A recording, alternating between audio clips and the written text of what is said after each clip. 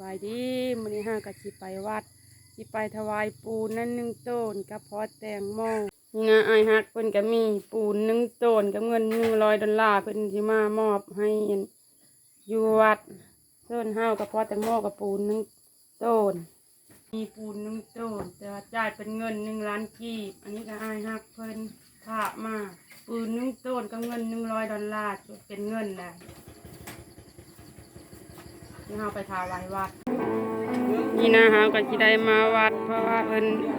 ตักบาตรญาตินำที่ทันละแล้ว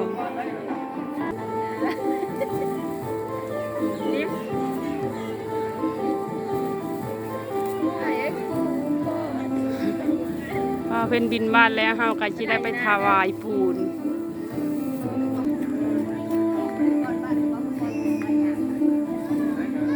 ไปบ้านแล้วเป็นที่เอาข้าวไปแปะไว้ตามรักตายนะมื้อนี้ก็แม่นบุญห่อข้าวสากปีหนึ่งมีอยู่2 ครั้ง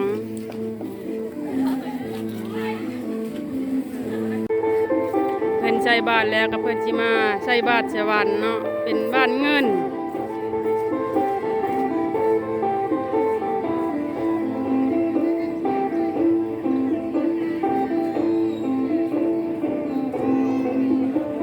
บาตรแล้วเป็นก็พากันมือ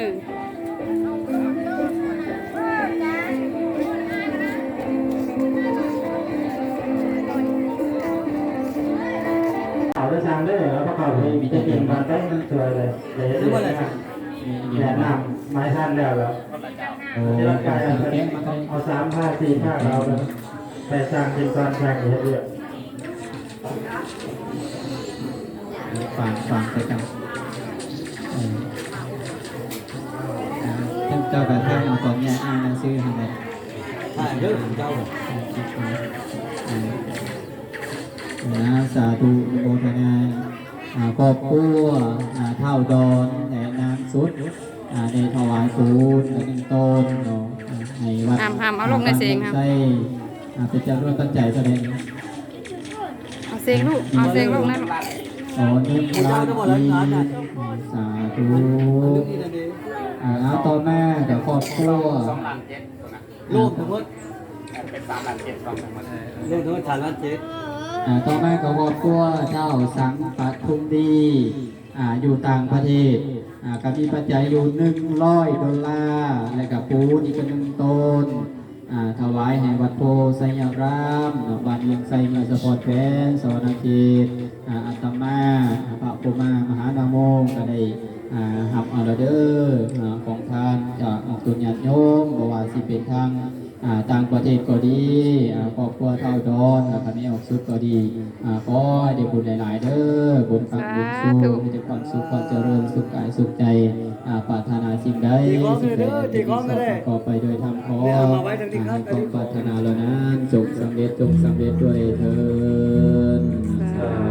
ธุสาธุแล้วก็พอเด้อบัดนี้เด้อ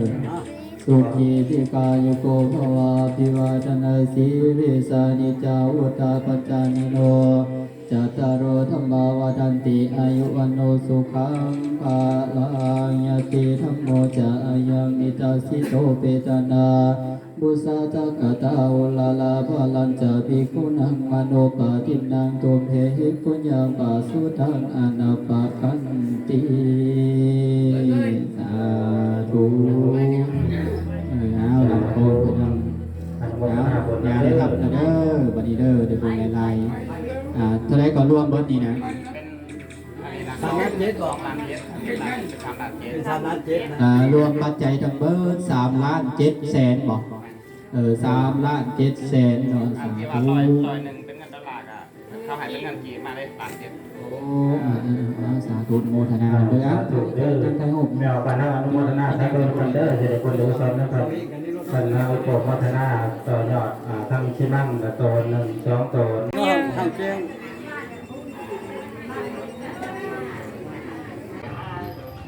หลังจากที่เฮาถวายปูนแล้วเฮาก็สิได้มื้อเฮาก็สิได้ปิดคลิปนี้วันนี้ล่ะคลิปหน้าพอกันว่า